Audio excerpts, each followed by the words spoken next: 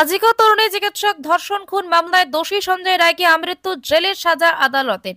ঘটনায় ১৪৪ দিনের মাথায় দোষী সাজা ঘোষণা করলেন শিয়ালদহ আদালতের বিচারক অনির্বাণ দাস। গত শনিবার সিভিক ভলেন্টিয়ার সঞ্জয় রায়কে দোষী সাব্যস্ত করা হয়। ভারতীয় ন্যায় সংহিতার ৬৪ ধর্ষণ, ৬৬ ধর্ষণের জন্য মৃত্যু, ১০৩(১) খুন ধারায় দোষী সাব্যস্ত করা হয় তাকে। সাজা ঘোষণার আগে এদিন কাঠগড়ায় দাঁড়িয়ে নিজেকে বারবার নির্দোষ বলে দাবি করে সঞ্জয়। ফের রুদ্রাক্ষ তত্ত্ব খড়া করার চেষ্টা করে সে। কাঠগড়ায় দাঁড়িয়ে কেঁদেও ফেলে সঞ্জয়। প্রথমার্ধে ৩২ মিনিট শুনানির পর আদালত কক্ষ ফাঁকা করে দিতে বলেন বিচারক অনির্বাণ দাস। দুপুর ২টা ৪৫ নাগাদ সাজা ঘোষণা করা হবে বলে জানান তিনি। প্রসঙ্গত, গত বছরের ৯ আগস্ট হাসপাতালের সেমিনার হল থেকে তরুণী চিকিৎসকের দেহ উদ্ধার করা হয়। অভিযোগ, ধর্ষণ করে খুন করা হয় তাকে। তদন্তে নামে কলকাতা পুলিশ। ১০ই আগস্ট এই ঘটনায় যুক্ত থাকার অভিযোগে সিভিক ভলেন্টিয়ার সঞ্জয় রায়কে গ্রেফতার করা হয়। গত ১২ই আগস্ট নির্যাতিতার বাড়িতে যান মুখ্যমন্ত্রী। শোকস্তব্ধ পরিবারের সঙ্গে কথা বলেন তিনি। গত ১৩ই আগস্ট সিবিআই তদন্তের নির্দেশ দেয় আদালত। গত ১৪ই আগস্ট রাত দখল করেন মহিলারা। ওই রাতে আরজিকর মেডিকেল কলেজ ও হাসপাতালে চলে ব্যাপক ভাঙচুর করা হয়। গত ১৮ই আগস্ট এই ঘটনায় সুপ্রিম কোর্টে স্বতঃপ্রণোদিত মামলা দায়ের হয়।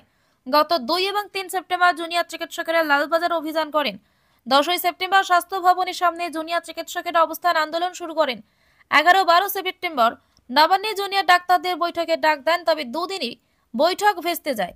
১৪ সেপ্টেম্বর দুপুরে স্বাস্থ্য ভবনে চিকিৎসকদের অবস্থান মঞ্চে আচমকা পৌঁছান মুখ্যমন্ত্রী মমতা বন্দ্যোপাধ্যায়। গত ১৬ সেপ্টেম্বর সিপি ফেনিত গোয়েলকে সরানো হয়। গত ২০ সেপ্টেম্বর স্বাস্থ্য ভবনের সামনে জুনিয়র ডাক্তাররা অবস্থান প্রত্যাহার করেন। আজিকর আন্দোলনের মাঝে গত ২৭ সেপ্টেম্বর স্বাগত দত্ত হাসপাতালে চিকিৎসক ও নার্সদের উপর হামলা করা হয়। মারধরের প্রতিবাদে কর্মবিরতি শুরু হয়। স্বাস্থ্য সচিবের পদত্যাগ, নিরাপত্তা সহ একাধিক দাবিতে গত ৫ই অক্টোবর ধর্মতলায় অনশন আন্দোলন শুরু করেন জুনিয়র ডাক্তাররা।